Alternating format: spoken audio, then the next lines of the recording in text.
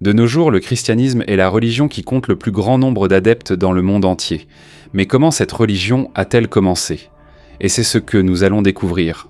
Cela n'a pas commencé comme une grande religion, mais simplement comme un petit groupe au sein de l'Empire romain. Ils n'avaient pas de grandes églises, pas d'armées puissantes, et ils étaient souvent persécutés par le gouvernement. Et au centre de tout cela se trouvait le Seigneur Jésus de Nazareth. Jésus était un juif qui vivait en Judée, qui faisait alors partie de l'Empire romain. Aujourd'hui, l'ancienne Judée fait partie d'Israël et de la Palestine. Selon la plupart des historiens, Jésus a réellement existé et il a été crucifié par les Romains au 1er siècle. On dit généralement que sa mort a eu lieu entre 29 et 33 après Jésus-Christ. Pour les chrétiens, l'histoire de Jésus ne s'est pas terminée sur la croix. Ils croient qu'il est ressuscité après sa mort et qu'il est le Fils de Dieu. Sa résurrection et son retour font partie de la foi chrétienne. Après la mort de Jésus, ses disciples se sont retrouvés face à une tâche très difficile. Ils devaient continuer à transmettre ses enseignements, même s'ils n'étaient plus parmi eux. Ceux qui ont principalement accompli cela étaient les apôtres. Ils étaient les proches disciples de Jésus qui l'ont accompagné personnellement pendant qu'il prêchait. Au début, leur groupe était petit. La plupart des premiers chrétiens étaient aussi des juifs. Ils ne pensaient pas encore qu'ils étaient en train de créer une nouvelle religion pour le monde entier. Pour eux, ils continuèrent simplement la foi au Dieu d'Israël tout en reconnaissant Jésus comme le Messie ou le Sauveur promis. Ils ont commencé à prêcher à Jérusalem et dans les environs. Ils racontaient la vie, la mort et la résurrection supposée de Jésus. Un homme a beaucoup œuvré pour répandre le christianisme. Il s'appelait Paul. Avant, il s'appelait Saul. C'était un juif et un citoyen romain qui s'opposait d'abord aux disciples. Mais tout cela a changé.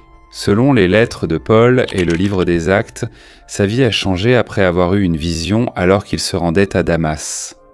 Il a dit que Jésus ressuscité lui était apparu. Depuis ce moment, Paul est devenu l'un des missionnaires les plus importants du christianisme primitif.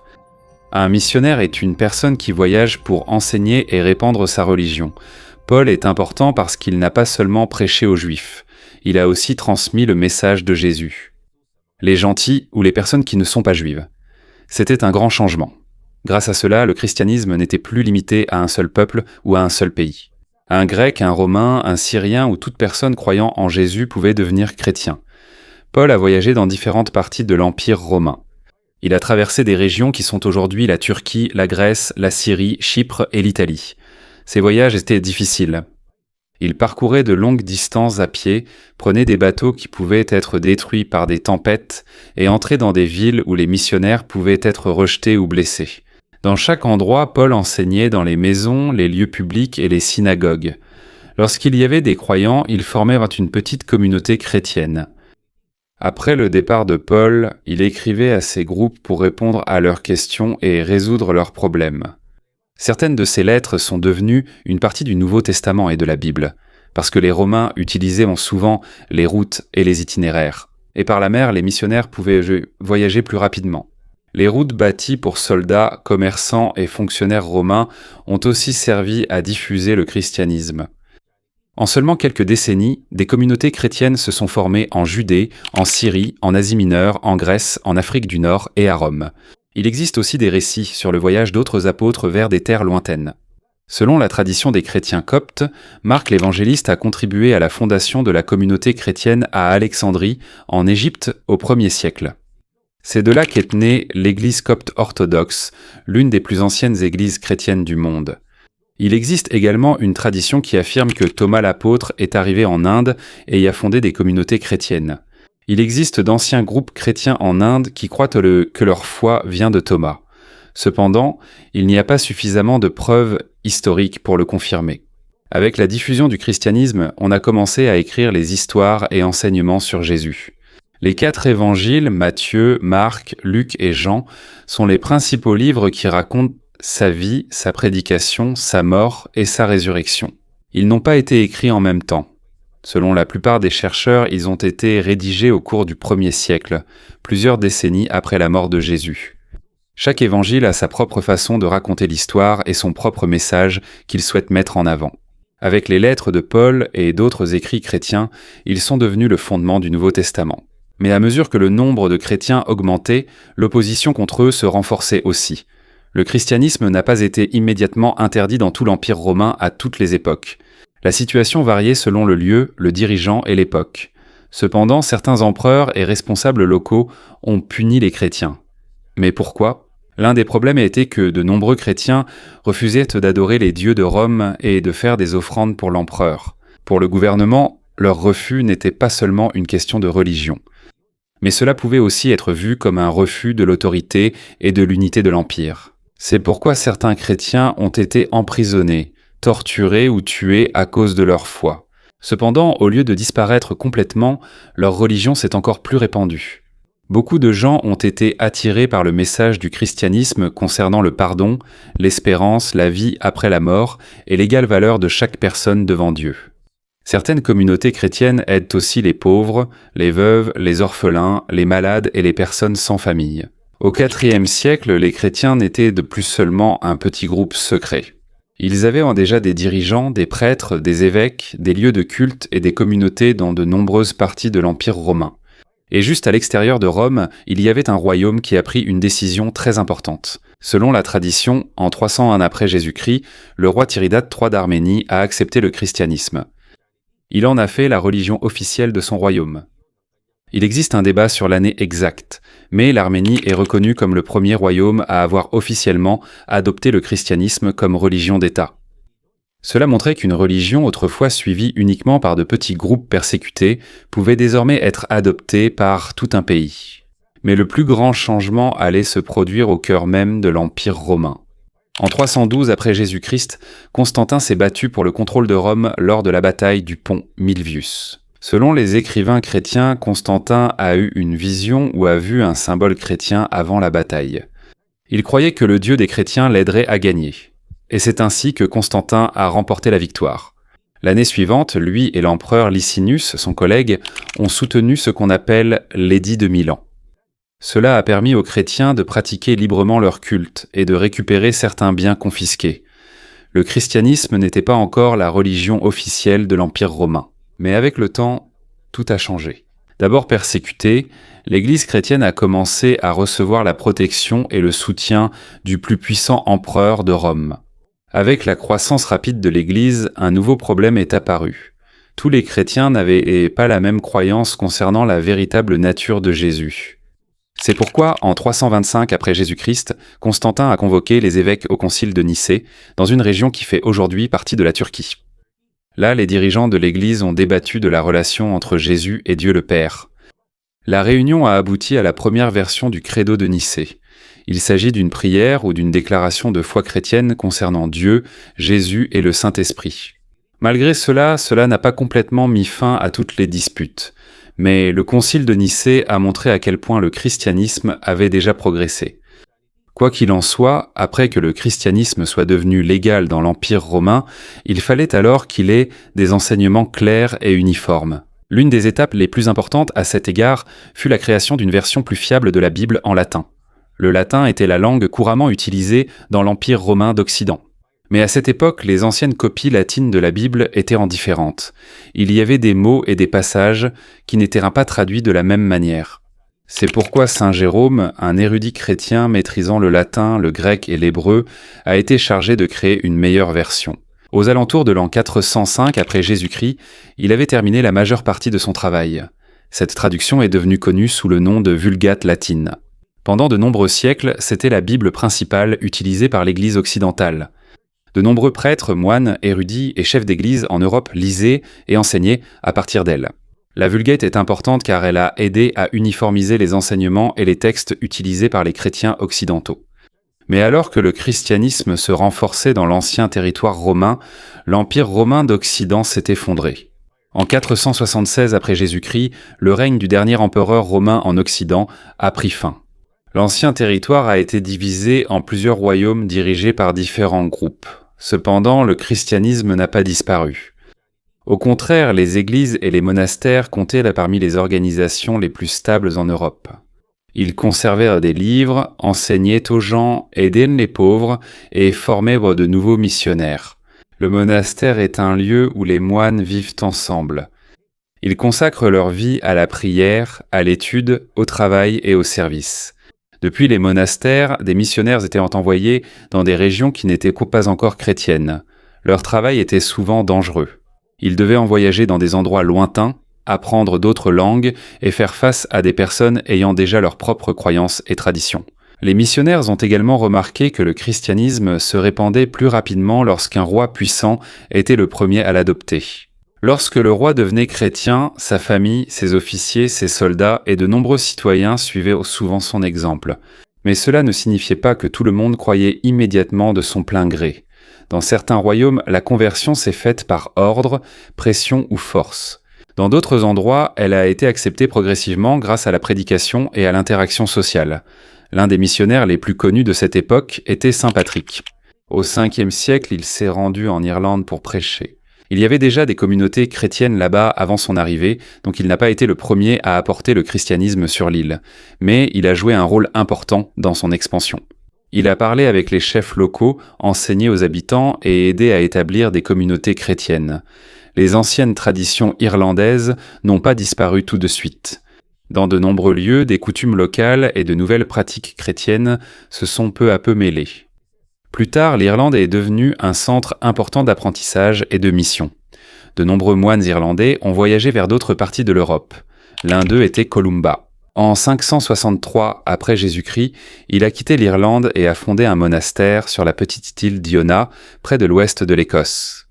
Depuis Iona, des moines ont été envoyés pour prêcher auprès des populations d'Écosse et du nord de la Grande-Bretagne. Pendant ce temps, un grand changement s'est produit dans l'ancienne Gaule, qui constitue aujourd'hui la majeure partie de la France. Celui qui dirigeait cette région était Clovis, roi des Francs. Les Francs étaient un peuple germanique qui a établi un royaume puissant après l'affaiblissement de Rome en Europe occidentale. Vers la fin du vieux siècle, Clovis s'est fait baptiser en tant que chrétien catholique. Sa décision a été cruciale. D'autres dirigeants germaniques étaient eux déjà chrétiens, mais beaucoup suivaient le christianisme arien. Leur croyance sur la relation entre le Christ et Dieu le Père différait. Clovis, quant à lui, a adopté la forme de christianisme, suivi par les évêques de Rome et par de nombreux habitants de la Gaule. À cause de cela, son royaume s'est rapproché de l'Église catholique. Cela a également contribué à renforcer le pouvoir des Francs en Europe occidentale.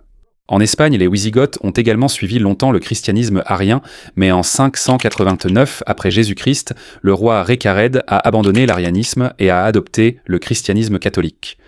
De nombreux nobles et chefs religieux de son royaume l'ont suivi.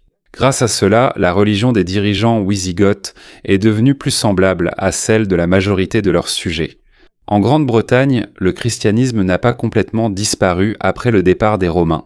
Il existait déjà des communautés chrétiennes dans certaines parties de l'île, mais de nombreux nouveaux royaumes fondés par les anglo-saxons continuaient à suivre leurs anciens dieux. En 597 après Jésus-Christ, le pape Grégoire Ier a envoyé un moine nommé Augustin. Il ne s'agit pas d'Augustin d'Hippone qui a vécu plus tôt. Ce missionnaire est connu sous le nom d'Augustin de Cantorbéry. Il est arrivé dans le royaume de Kent, au sud-est de la Grande-Bretagne. Le roi là-bas était Ethelbert. Il avait une épouse chrétienne. C'est pourquoi il a permis à Augustin de prêcher. Plus tard, le roi s'est également fait baptiser. Sa conversion a aidé à répandre le christianisme dans le Kent et dans d'autres royaumes anglo-saxons. Mais toute l'Angleterre n'est pas devenue chrétienne en même temps. Cela a pris de nombreuses années. Il y avait des rois et des citoyens qui ont accepté la nouvelle religion, tandis que d'autres continuaient à suivre leurs anciennes croyances. À mesure que le christianisme s'étendait en Europe, il est également arrivé jusqu'à la lointaine Chine. En 635 après Jésus-Christ, un chef chrétien connu sous le nom d'Alupen est arrivé dans la ville de Chang'an. Chang'an était alors la capitale de la dynastie Tang et l'une des plus grandes villes du monde. Il est probable qu'Alupen et ses compagnons venaient de l'Église de l'Orient. C'était une branche du christianisme alors forte en Perse et dans d'autres régions d'Asie. Ils furent accueillis par le gouvernement de l'empereur Taizong. Ils ont été autorisés à traduire leurs textes religieux et à construire des lieux de culte. Pour être compris des Chinois, les missionnaires ont utilisé des mots familiers aux adeptes du bouddhisme et du taoïsme. Cela ne signifie pas que leurs religions sont devenues identiques. Ils ont simplement utilisé des mots connus pour expliquer plus facilement les enseignements chrétiens aux gens en Chine. L'Église de l'Orient a formé des communautés dans certaines parties du pays. mais leur liberté dépendait de la permission de l'empereur. Lorsque la politique du gouvernement changeait, leur protection pouvait également disparaître. Alors que le christianisme atteignait le nord et l'est, une nouvelle religion se répandait rapidement depuis la péninsule arabique. C'était l'islam. L'islam a commencé au 7e siècle avec la prédication du prophète Mahomet. Après sa mort, les États dirigés par les musulmans se sont rapidement étendus. Ils ont conquis la Syrie, l'Égypte, l'Afrique du Nord, la Perse et d'autres régions. Parmi les territoires conquis figurait Jérusalem, une ville sainte pour les chrétiens, les juifs et les musulmans. En raison de l'expansion des empires musulmans, de nombreuses anciennes communautés chrétiennes sont passées sous un nouveau gouvernement. Les chrétiens n'ont pas immédiatement disparu de ces régions. Sous de nombreux dirigeants musulmans, ils ont été autorisés à continuer à pratiquer leur foi. Mais souvent leur statut était inférieur à celui des musulmans. Ils pouvaient être soumis à un impôt spécial et faire face à certaines restrictions. Le traitement variait également selon le dirigeant, le lieu et l'époque. Il y a eu des périodes où les différentes religions vivaient en paix. Il y a aussi eu des périodes de forte discrimination et de violence. Au début du 8e siècle, les forces musulmanes sont arrivées jusqu'à la péninsule ibérique, la région qui comprend aujourd'hui l'Espagne et le Portugal. Pendant ce temps, un royaume chrétien continuait de se renforcer en Europe de l'Ouest. C'était le royaume des Francs. Son souverain le plus célèbre était Charlemagne. Il a étendu son territoire sur une grande partie de l'actuelle France, de l'Allemagne, de la Belgique, des Pays-Bas, du nord de l'Italie et d'autres régions voisines. Il a utilisé le christianisme pour unifier les différents groupes qu'il avait conquis. Il a fait construire des églises et des monastères. Il a également soutenu l'éducation et la formation des prêtres. Mais toutes les conversions sous son règne n'ont pas été pacifiques. Dans sa lutte contre les Saxons, il y a eu des gens qui ont été forcés de se faire baptiser. Il a puni sévèrement ceux qui continuaient à s'opposer à son autorité et à sa religion. Le jour de Noël de l'an 800, Charlemagne a été couronné empereur à Rome par le pape Léon III. Ce couronnement est important car il montre qu'un roi puissant et le pape peuvent collaborer. Le roi assure la protection militaire et politique. Le pape, quant à lui, donne l'approbation religieuse au règne du roi. À partir de ce moment-là, la politique et le christianisme en Europe occidentale sont devenus encore plus étroitement liés. Mais l'Europe n'a pas un seul gouvernement. Elle est toujours composée de nombreux royaumes séparés qui se font souvent la guerre. Au cours des siècles suivants, le christianisme s'est étendu vers le Danemark, la Pologne, la Norvège, la Hongrie, la Suède, l'Islande, le Groenland et les terres des Slaves en Europe de l'Est. La conversion des souverains est redevenue importante. Au Danemark, le roi Harald Bluetooth s'est fait baptiser au Xe siècle. Cela a aidé à renforcer le christianisme dans son royaume. Même si les anciennes croyances de tous les Danois n'ont pas disparu immédiatement. En Pologne, le duc Mieszko Ier a accepté le christianisme en 966 après Jésus-Christ.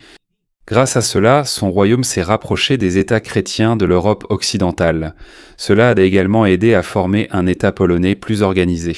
En Hongrie, le roi Étienne Ier a soutenu la construction d'églises et la formation d'un gouvernement chrétien. En Norvège, certains rois ont utilisé la prédication et la force pour remplacer l'ancienne religion nordique. Des missionnaires venus de Norvège sont également arrivés en Islande et au Groenland. En Suède, certaines communautés ont opposé une résistance plus forte. Le culte des anciens dieux nordiques y a perduré longtemps, même après que certains rois soient devenus chrétiens. Une autre conversion parmi les plus importantes a eu lieu à Kiev. En 988, après Jésus-Christ, Vladimir le Grand, chef de la Russe de Kiev, a adopté le christianisme byzantin. La Russe de Kiev était un vaste royaume englobant des régions de l'actuelle Ukraine, Biélorussie et la Russie. Vladimir s'est fait baptiser et il a soutenu le baptême de ses sujets. Comme le christianisme qu'il a adopté venait de l'Empire byzantin, les traditions religieuses grecques sont devenues très fortes en Russe de Kiev. C'est ainsi qu'est née la profonde connexion du christianisme avec l'histoire de l'Ukraine, la Biélorussie et la Russie. Mais à mesure que la religion s'étendait, les incompréhensions entre les chefs de l'Église de l'Est et de l'Ouest s'aggravaient. L'Église occidentale utilisait le latin, et elle reconnaissait le pape à Rome comme son plus haut dirigeant. L'Église orientale, quant à elle, utilisait le grec dans de nombreuses activités, et était dirigée par plusieurs grands patriarches. L'un des plus importants était le patriarche de Constantinople. Des disputes anciennes existaient sur le pouvoir du pape, la célébration du culte, certains mots du credo et d'autres pratiques de l'Église. En 1054 après Jésus-Christ, un grave conflit éclata entre les représentants de Rome et de Constantinople. On appelle souvent cela le Grand Schisme. Tout ne s'est pas divisé en un seul jour. Leurs différences s'approfondissaient depuis longtemps et la séparation a continué après cela. Mais cet événement est devenu le symbole clair de la division du christianisme en deux grandes branches. À l'ouest, il y a l'Église catholique romaine. À l'est, on trouve l'Église orthodoxe orientale. Elle a la même origine et de nombreuses croyances en commun, mais diffère par sa direction, ses enseignements et sa pratique du culte. Peu après, l'Empire byzantin a fait face à un grand danger. L'Empire byzantin était la partie orientale de l'ancien Empire romain. Sa capitale était Constantinople, qui fait maintenant partie d'Istanbul en Turquie. Au XIe siècle, les Turcs seldjoukides ont conquis une grande partie du territoire byzantin en Asie mineure. L'empereur byzantin a demandé de l'aide aux souverains chrétiens de l'Occident. En 1095 après Jésus-Christ, le pape Urbain II a lancé un appel aux églises catholiques de voyager vers l'Orient. Le but était d'aider l'Empire byzantin et de reprendre Jérusalem aux musulmans. Ce fut le début de la première croisade. Le pape a promis une récompense religieuse et le pardon à ceux qui participeraient. De nombreux chevaliers, nobles, prêtres et gens ordinaires ont répondu à l'appel. Certains ont rejoint la croisade par foi. D'autres cherchaient le déterre, de la richesse, du pouvoir ou de nouvelles opportunités. En 1099 après Jésus-Christ, les croisés ont pris Jérusalem. De nombreux résidents musulmans et juifs ont été tués lors de la prise de la ville. Après cela, les croisés ont établi plusieurs États chrétiens en Méditerranée orientale. Mais leur succès n'a pas été permanent. Les dirigeants musulmans ont progressivement repris les territoires. À la fin du XIIIe siècle, la dernière grande forteresse des croisés dans la région est tombée. Sur la péninsule ibérique, les combats entre royaumes chrétiens et musulmans ont duré plus longtemps. Les dirigeants chrétiens ont progressivement étendu leur territoire vers le sud. Ce long processus est appelé la Reconquista. Ce n'était pas une guerre continue. Il y a eu des périodes de combat, de paix, d'accords et d'alliances. Il y a aussi eu des moments où les dirigeants chrétiens et musulmans se sont alliés contre d'autres ennemis. En Europe du Nord, les croisades ont aussi été utilisées contre les peuples qui suivaient encore leurs anciennes religions. Cela s'est produit surtout dans la région baltique. Ici, la prédication, la conquête des terres et l'expansion du pouvoir se sont combinés. En Chine, les missionnaires catholiques sont revenus après de nombreux siècles. L'un d'eux était Jean de Monte Corvino. Il a voyagé en Arménie, en Perse, en Inde et en Chine. À la fin du XIIIe siècle, il est arrivé à Kambalik, la ville qui deviendra Pékin. Il y a fondé une communauté chrétienne et est devenu plus tard archevêque. Mais le christianisme est resté minoritaire en Chine. Et il a de nouveau décliné après la fin du règne de la dynastie Yuan dirigée par les Mongols. En Europe, la Lituanie fut l'un des derniers grands pays à adopter le christianisme. En 1386, après Jésus-Christ, le grand-duc Jogaila s'est fait baptiser. Il est également devenu roi de Pologne et a soutenu l'expansion du christianisme catholique en Lituanie. Mais comme dans d'autres endroits, l'ancienne religion des habitants n'a pas disparu immédiatement. Il a fallu de nombreuses années avant que la nouvelle foi ne se répande complètement. Pendant ce temps, l'Empire byzantin continuait de s'affaiblir. En 1453, après Jésus-Christ, les forces ottomanes du sultan Mehmed II ont attaqué Constantinople. Après un siège intense, la ville est tombée. L'Empire byzantin, qui avait duré plus de 1000 ans, a disparu. Constantinople est devenue la capitale de l'Empire ottoman. La Hagia Sophia, qui était autrefois la cathédrale la plus importante de la ville, a été transformée en mosquée. L'Église orthodoxe orientale a été autorisée à rester sous la domination ottomane, mais elle n'avait plus d'empire chrétien pour la protéger.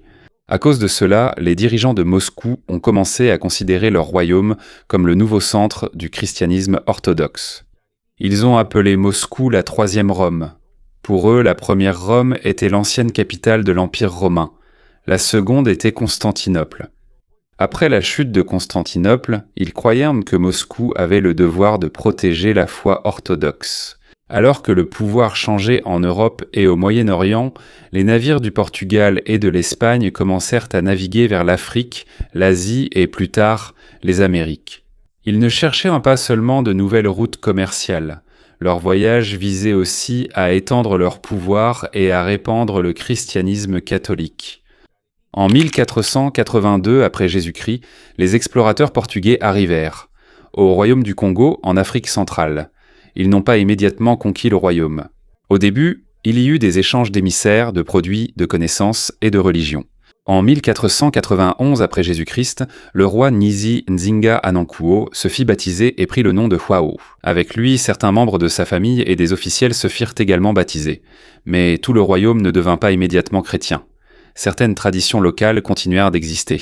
Il y eut aussi de l'opposition d'autres dirigeants, mais les relations entre le Congo et le Portugal continuèrent. À ce stade, le christianisme ne se trouvait plus seulement en Europe, au Moyen-Orient et dans certaines parties de l'Asie. Grâce aux navires capables de traverser de vastes océans, il allait entrer dans une nouvelle ère. Mais en même temps que la prédication, viendront aussi la conquête, l'esclavage et la lutte pour le pouvoir. Ainsi, la prochaine expansion du christianisme ne sera pas seulement une histoire de foi. Elle fera aussi partie de la construction de la foi.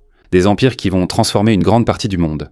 En 1492, les souverains catholiques d'Espagne ont vaincu le dernier royaume musulman à Grenade.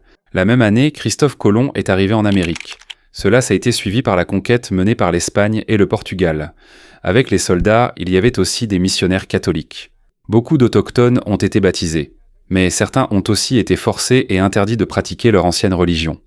En même temps, il y avait la traite transatlantique des esclaves, où des millions d'Africains ont été amenés de force en Amérique, ce qui a lié la propagation du christianisme, le colonialisme et l'esclavage. En 1517, les... Qui donc? 3. Ainsi, cela s'est rapidement répandu grâce à l'imprimerie et au soutien de certains dirigeants européens. En 1534, le roi Henri VIII s'est séparé de Rome et a fondé l'Église d'Angleterre. À partir de là, le nombre de protestants a augmenté. Des groupes protestants tels que les luthériens, les calvinistes, les anglicans, les baptistes et les presbytériens. Alors que le christianisme se divisait en Europe, il continuait à se répandre en Asie. François Xavier a voyagé en Inde, en Indonésie et au Japon en tant que missionnaire catholique. En 1565, l'Espagne a commencé la colonisation permanente des Philippines. Les missionnaires ont construit des églises, des écoles et des villes. Tout l'archipel n'était pas devenu chrétien immédiatement, surtout à Mindanao et à Sulu. Mais après plus de 300 ans de domination espagnole, le catholicisme est devenu la principale religion dans une grande partie des Philippines. En Amérique du Nord, l'Angleterre et les Pays-Bas ont également établi des colonies. Il y avait des colons qui sont venus là-bas pour la liberté religieuse, mais de nombreux Amérindiens ont perdu leurs terres et leur vie.